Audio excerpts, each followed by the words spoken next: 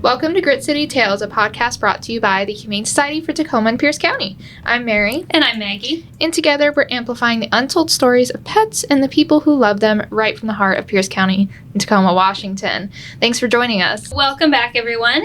Last week we discussed the monumental cat declawing ban here in Tacoma, and today we're going to continue our focus on the humane treatment of cats. We're excited because we get to have a special guest on the podcast today to talk more about cat behavior. She has over 20 years of experience working with shelter cats. She began her career in animal welfare in 2013 and spent 7 years as the first and only cat behavior and enrichment lead at Best Friends Animal Society, where she now serves as the cat expert and cat content strategist. She is a member of the IAABC and has presented on cat behavior to thousands of cat lovers at CatCon, Cat Camp, Base Paws, Cat Behavior Summit, and more. Additionally, she's a national trainer and mentor for the Jackson Galaxy Project's Cat Positive Pro program. So please welcome to the podcast, Samantha Bell. Thank you for joining us. Thank you so much. What a nice intro. That was fantastic. You did your research and that was all perfect. It made me sound so great. So thank you. You are so great. Please thank you. Go ahead and introduce yourself in your own words. Sure. Can you give us a little bit of background? Yes. So I'm Samantha Bell. I live in Los Angeles. I've been in Los Angeles for about 20 years. And when I first moved here, I had a regular corporate job. And I saw on Facebook, there was a little ad. This is in like 2012. And it said, "Would you like to give a bottle to a baby kitten?" And I said, "What? Yes, I would." And they needed people to volunteer late. And it was Best Friends in Los Angeles. I'd never heard of Best Friends. I'd never heard of bottle feeding kittens. I just saw it pop up. I had been working with adult cats, but I had no idea there was this need for bottle feeding kittens. So I came and I would volunteer at like 8 to 10 p.m. when they needed people most. And I just fell in love with the animal welfare movement. I fell in love with the staff I was working with the kittens. I ended up adopting the very first kitten I bottle fed. Of course, that's always the way it goes. Nothing wrong with that. Yeah, the first ones you foster, everyone keeps. Well, this is the first one I bottle fed. I still got him right here, Johan. But that's how I got started, and I just realized this could be my job. Like, I had a corporate job at a desk with Disney, and I was, thought I was fine, and I was like, oh, wait, no, life can be better. I can be working with cats all the time. And so when I jumped in as a cat caregiver, cleaning, feeding, and medicating cats all day long. And we had hundreds, 400 to 500 cats in our building at a time. I know. We had 3,500 kittens go through the nursery every nursery season, and 400 to 500 cats on the floor. And as I was going through feeding and medicating all of these cats, I would think, this one needs a hiding spot. This one needs someone to just sit with them. This one needs that. And my brain just went to what they needed behaviorally. And we had three, like all places, we had 3 dog behavior staff and 0 cat behavior staff. And I went to management and I said, we need cat behavior staff, and I want to do it. And after my first year in that position, there was a 61% increase in the adoption of adult cats. And so I had that position for about 6 or 7 years, and I became, cat behavior and enrichment lead. And then I ended up saying, okay, I'm a little burnout. And so I said, I need a break. I want to stay in animal welfare, but I need a break. And there was a position opened, and it was for celebrity entertainment relations marketing something. And I was like, that sounds cool. I know celebrities. Like, I could totally do this. And I did that for about 2 years and realized I just want to focus on cats. This had me focused on a lot of dog stuff because, as we know, most people are out there promoting dogs. And so I'm working with celebrities on dog stuff. And I was like, I just want to work with cats. So I made up my own job, and I pitched it to like the director of communications under the CEO. And I said, here's what I'm good at. I'm good at talking to people about cats. I'm good at teaching people about cats. I'm good at creating videos. I'm good at writing articles. Like, can we put all of these things that I'm good at together and make it a job? I'm already doing this stuff. I was doing it on the side for every department that was like, hey, can you help with this? Hey, can you help with that? So I made a list and I said, these are all the things I've been doing, and this, I want it to be my job. And they said, great. So I made up this job, and now my job is to inspire the public to foster, adopt, to volunteer, and to help cat owners, once they have the cats in their homes, to help them understand their cat better so that they don't surrender them. So it's just like, it's this, I have the greatest job in the world, and a lot of it I do through, like you were saying, like CatCon and Cat Camp, and speaking at public events. I've been on a ton of TV shows and news and things like that, but I really love, I make one video every week for our national social media that goes on all of the channels, and it's either to inspire people to adopt or foster, or to help them with a cat behavior problem. And like, I have a whole series on litter box issues. I have a whole series on cat training, like these things that I'm so passionate about. I'm able to word them in a way that is easy to digest for the public and hopefully inspires them to understand their cats better. We know we're talking about, the city of Tacoma, they introduced a significant cat declawing ban this last year, and so it's the first of its kind in Washington. Based on your expertise, what are the negative behavioral impacts of declawing cats? Yes, well, first of all, let me say congratulations and thank you. I know you all played a huge role in advocating for this ban, so thank you. Like, just for your city and community to be so progressive and passionate, I applaud you and I thank you. So I want to make sure I got that out there, because it's a huge deal, and I've read about it, and it's you all had a lot to do with it, so thank you. And now it's important for just the overall well-being of cats to have claws.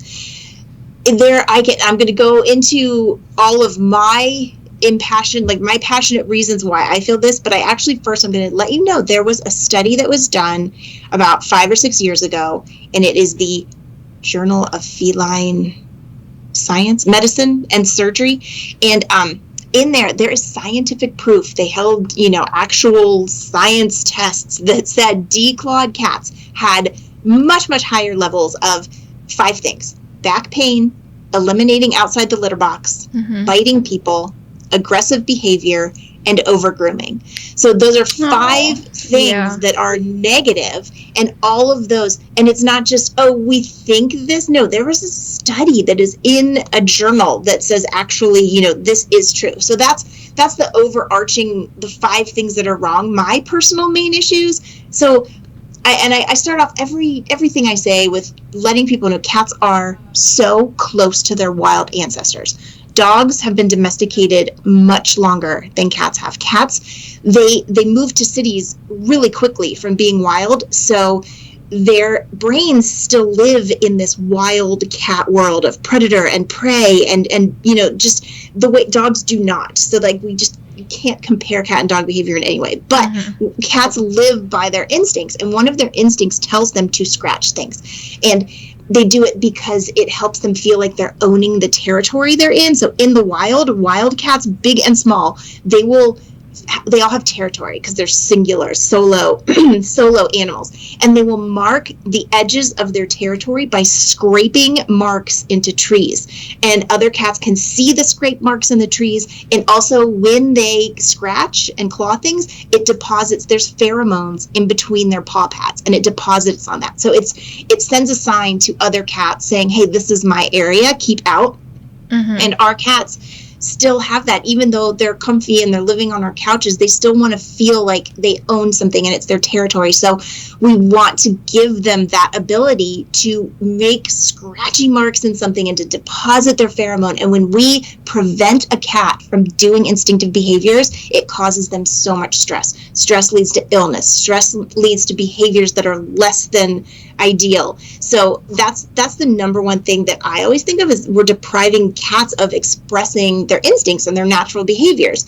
And also, cats walk, I love this word, they're digitigrade. Digitigrade means word of the day. Digitigrade means they walk on their toes. Mm-hmm. So it's like if we walked just on our toes, we have the pad at the ball of our feet, and then we have the toes. Imagine if we only walked on our toes and then someone cut off all of our toes. It's really hard to balance. It's really hard to walk, and it causes them to like shift their whole skeleton, the whole weight of their body backwards so they don't fall over, and that's not how they're meant to walk. So it causes arthritis. It's super soon. I mean, most cats get arthritis at around age 6 or 7. I mean, within months of getting declawed, a cat's going to show signs of arthritis. And that also leads to issues because when they have arthritis, they can't step in to the litter box. It hurts, and they're going to not use the litter box. They can't groom themselves, which is going to make them depressed and, not as hygienic. And so, we've got the instinct part, and then we've got the physical part, and all of it leads to pain, and it leads to stress.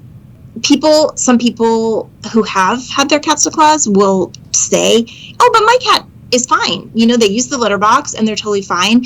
But just remember that cats are experts at hiding their pain, and they're not fine. They're just hiding it, and they're still going to have the issues they have. They're going to have the issues. So that is my soapbox. I could talk about this all day. That's why I'm so happy that you helped get this ban. Well, and that's why we're also really happy to have you. I mean, it's nice to talk about this subject with someone who is passionate and knowledgeable about it. And so for someone who maybe they were thinking about having their cat declawed, or who their cats have been declawed already, what are some things that they can do to help meet those biological needs for scratching while maintaining their nails, so maybe they don't have to go that route of declawing, or can help their cats who maybe they adopted that were already declawed? You have any suggestions?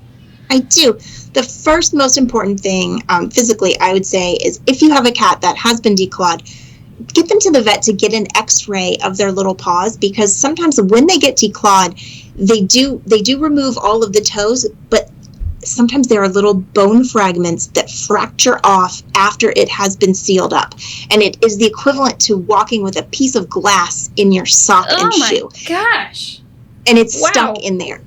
Yeah, and it can be removed. They just reopen the paw and get the bone fragments out of there. But they have found in so many cases that it wasn't a perfect, like it looked like a perfectly clean cut at the time, but then the bone fragment came off. So I'd say the first thing is to get an x-ray just to make sure they don't have a bone fragment pushing on their little skin in there. And then, secondly, watch for signs of pain, arthritis. There are wonderful things vets can do for arthritis for cats now that have just come about in the last, I'd say, 2 years. There's some great arthritis treatments, and have the lower litter box for them, have the softest litter that you can think of, and also just understand that they might be a little bitier, and that's because as predator animals, as prey animals to predators, they depend on their claws and their teeth to protect themselves. And even though we know they're safe, cats still live in that mentality of something could kill me.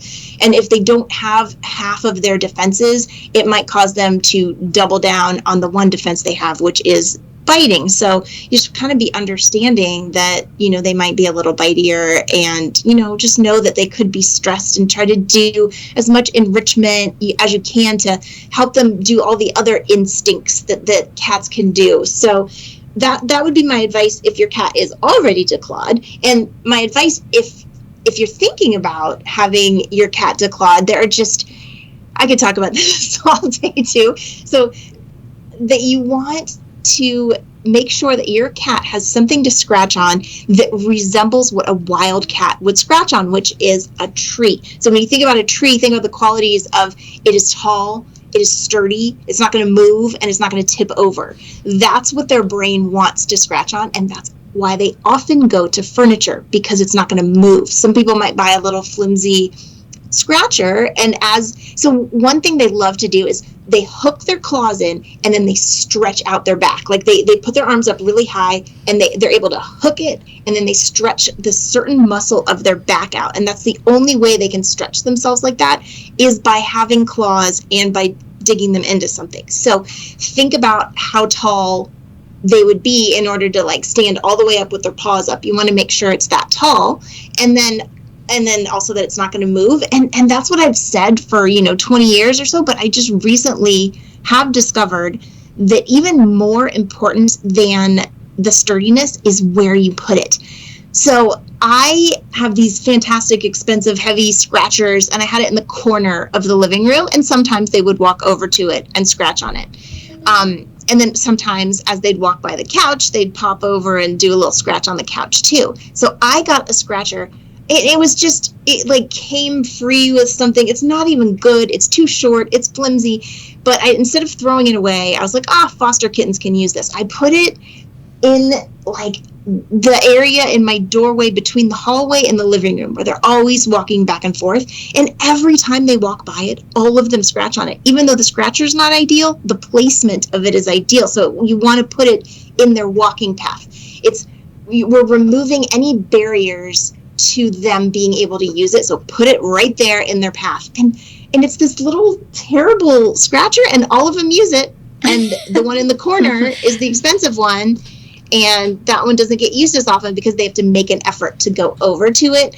So that is the first thing, is to get them a scratcher. And there are different types of scratchers. All cats have scratching preferences. Some of them want to scratch on a surface that's horizontal. Some want vertical. Some like cardboard. Some like, I hate saying this word, sisal. It looks like sisal, but it's technically that sisal. But the rope stuff. It's just such a weird word to say. Some of them like sisal. Most of them, I would say, the majority of cats prefer a vertical sisal scratcher. But then I also have a little cardboard one just in a box that they all, they like find their preference and get that for them, because whatever effort you have to put into it is so worth it to have them not scratching your furniture. Well, yeah, or you or others or whatever, if they're happy with their own kind of, like you said, their own territory and being able to meet that natural instinct without damaging other stuff. That's a win-win.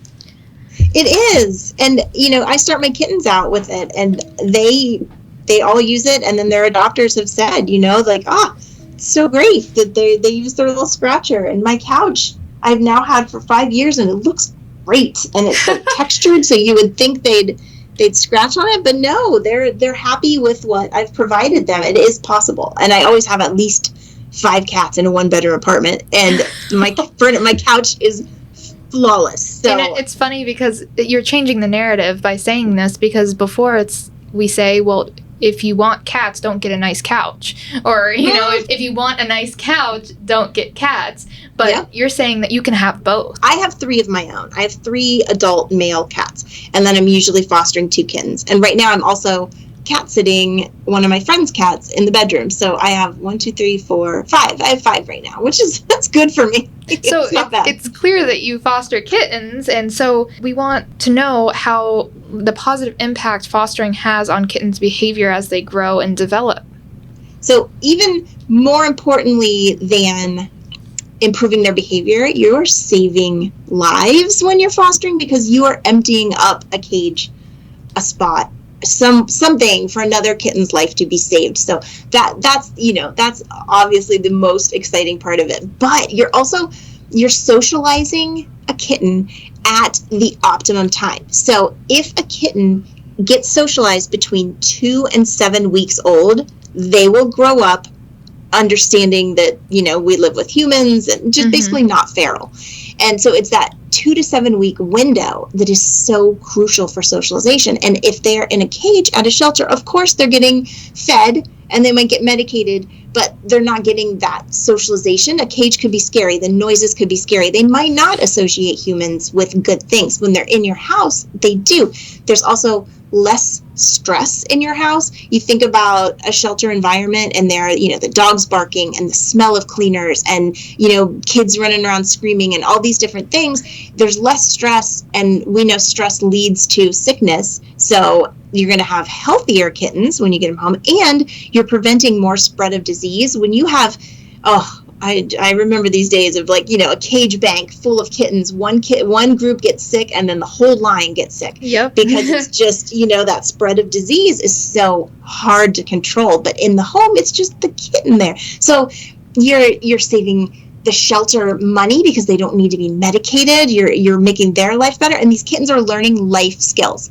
So eventually they're going to live in a home. And if you're starting out at between 2 and 7 weeks living in a home, they understand, there's a litter box over there. There are sounds, stimuli, vacuum cleaners, the shower, the hair dryer, all these noises they become desensitized to. So when they do transition to an adoptive home, it's a smooth transition. They're used to hearing these noises and things, and it's just going to make the adoption go smoother, and they're more likely to stay in the home. And also you can keep an eye on their health. So one of I had 2 foster kittens that got spayed yesterday, and one of them had complications during her spay surgery. She vomited in the tube, the intubation tube. And so I know, 3 times. They intubated her 3 times, and she vomited 3 times. So now her throat's all sore, and they said, please, can you take her back? Because I will be able to monitor her so much better than a shelter with hundreds of kittens.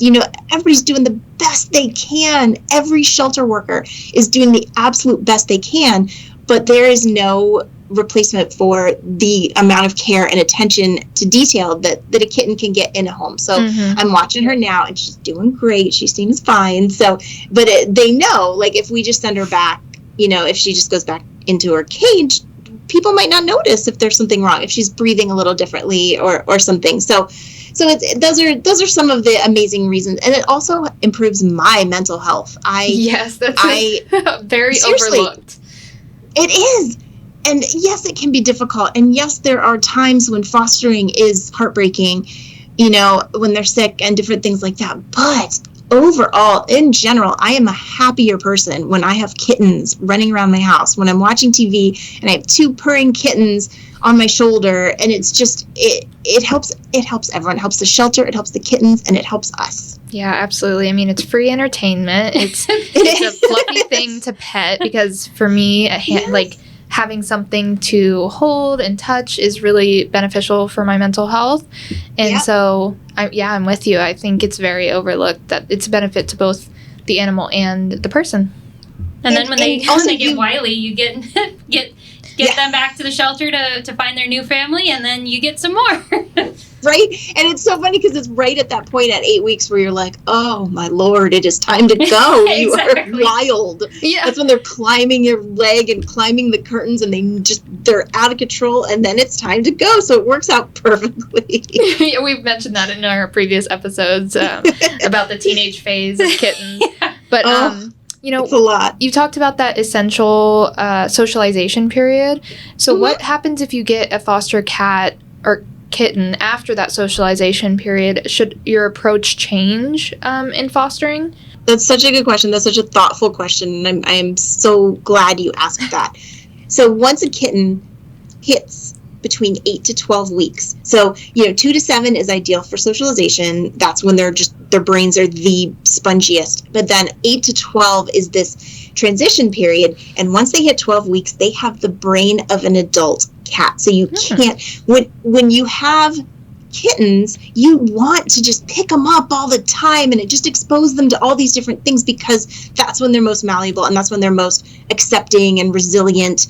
But when you get a kitten that is over 12 weeks, you need to consider that kitten as an adult, and you need to treat them the way an adult cat would want to be treated. And that is, adult cats want to feel in control of their lives rather than someone else forcing things upon them. And that is because of the predator-prey brain. If someone's forcing something upon them, they feel like a predator or prey. You're right. I did that twice.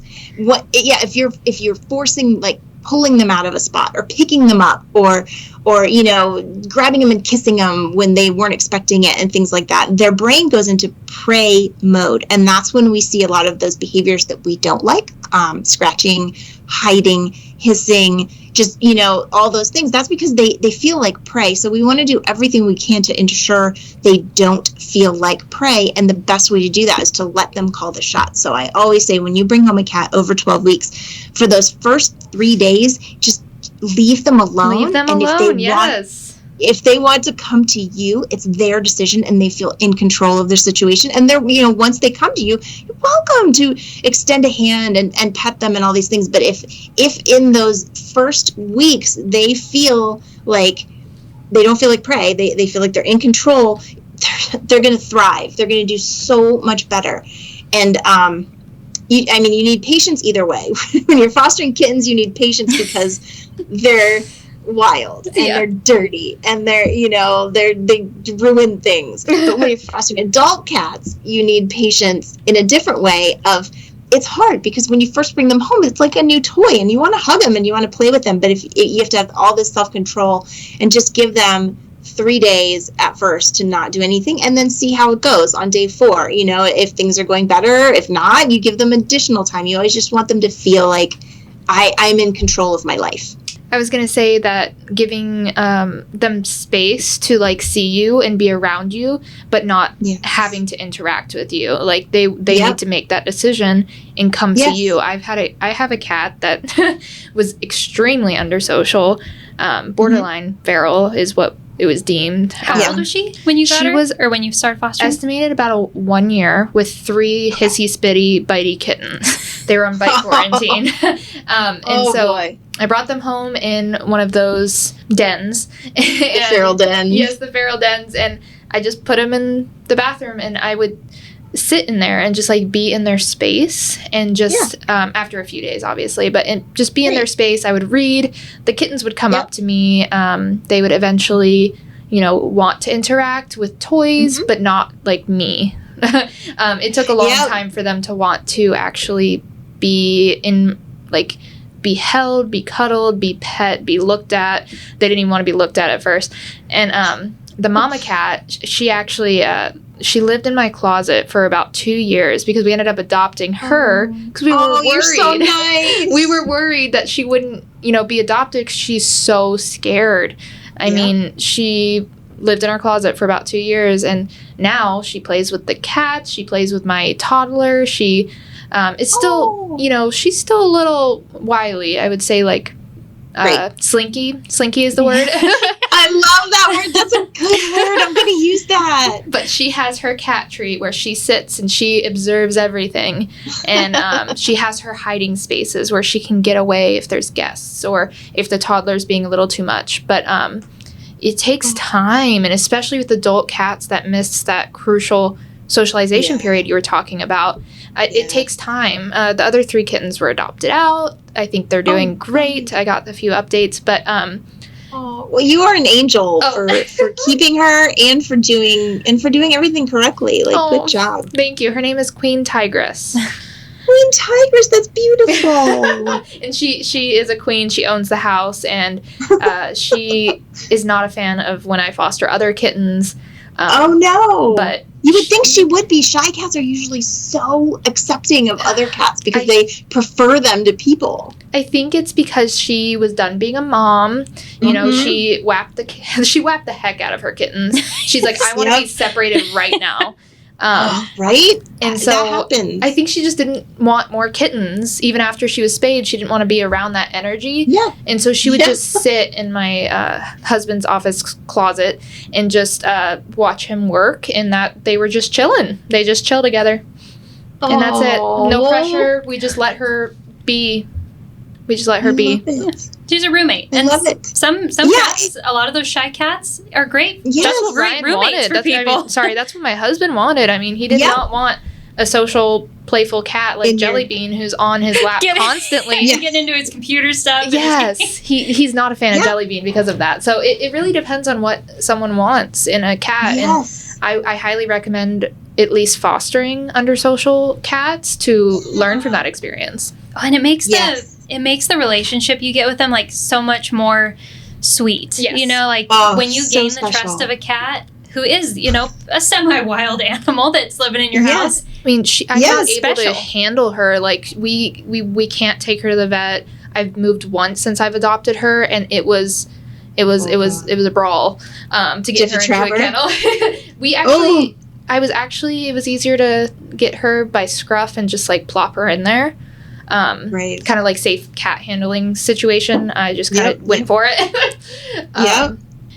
Talking about her nails, I've only cut her nails once the entire time that we have had her, and it's because we provide a lot of scratching posts and trees, and she has a catio with I was going to say, your cats have it pretty nice. Cecil? The rope stuff? The rope stuff. Yep. And so it's not necessary, I would say. Would you agree with that, Samantha? That it's not. Oh yeah. Well, and also it's more traumatic for you to hold her down and cut her nails. Like, it's not worth it. She's able to. So when they do scratch, what they do is they remove the dead sheath that's on the outside of their nails. Like, it's like a layer that they shed that comes off, and that's how to maintain their nails in the wild. That's what they do. They don't have anybody trimming them. So yeah. No, that's great. That's instinctive. She's wild. She is a wild cat. I mean, we had a Savannah cat surrendered to us at one point, like Tika registered and everything. I was like, my cat is that. Her cat Tigress, I've seen pictures. I haven't seen her in person because she always hides. She's wild. Yeah, she is beautiful and definitely looks like she's got some wild ancestry in there. You just look at her and you're like, whoa. Well, I mean, you were saying that what does she look like? Tigress. Yeah, cats have. Is she like Bengal looking? She has the spots. She has the like tipped ears. She's really skinny, like snout, angly face. Yeah, and she can jump from like the floor to the ceiling. With no problem. As opposed to your other babies, your two other kitties that are just they just fall off the tree and just like plop. They're more like puppies. Yeah, they would those die. Are mine.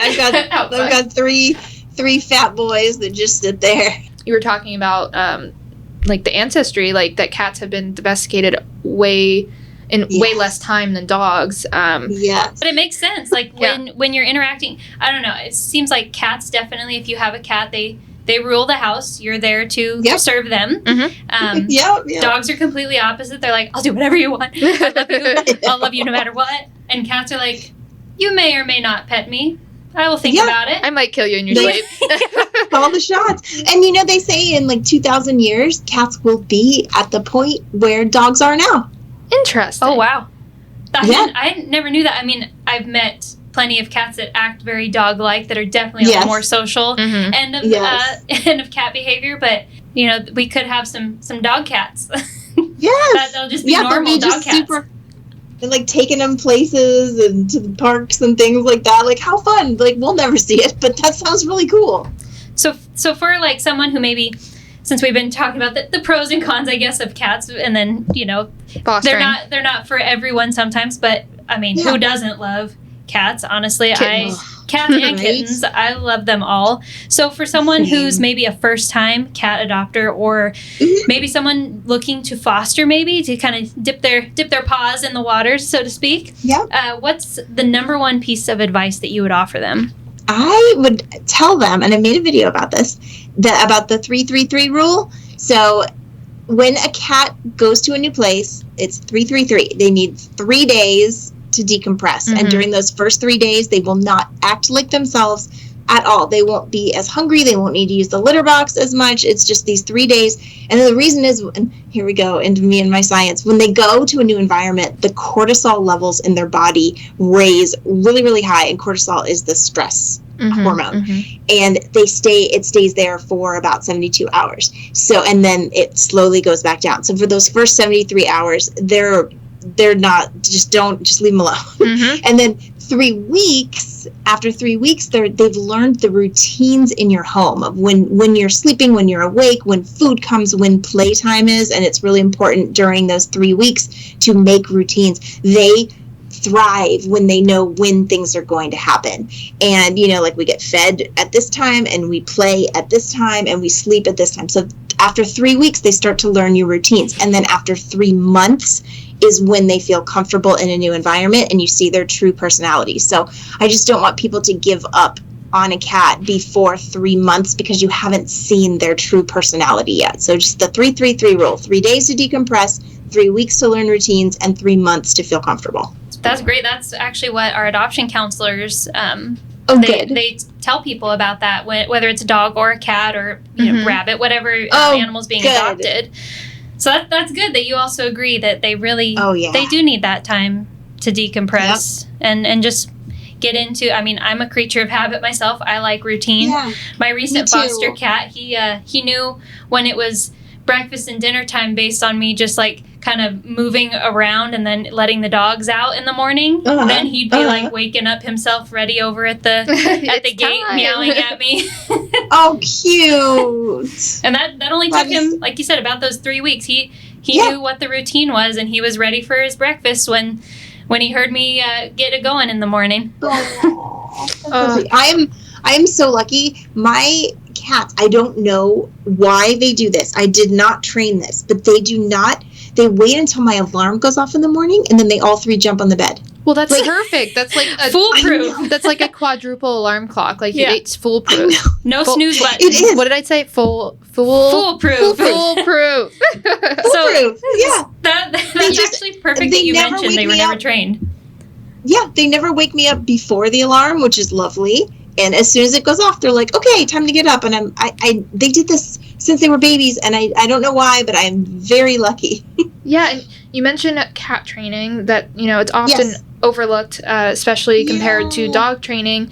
And so, for those who haven't read your wonderful articles on Best Friend's website, can you share some tips about training cats and the benefit of doing so, having that routine?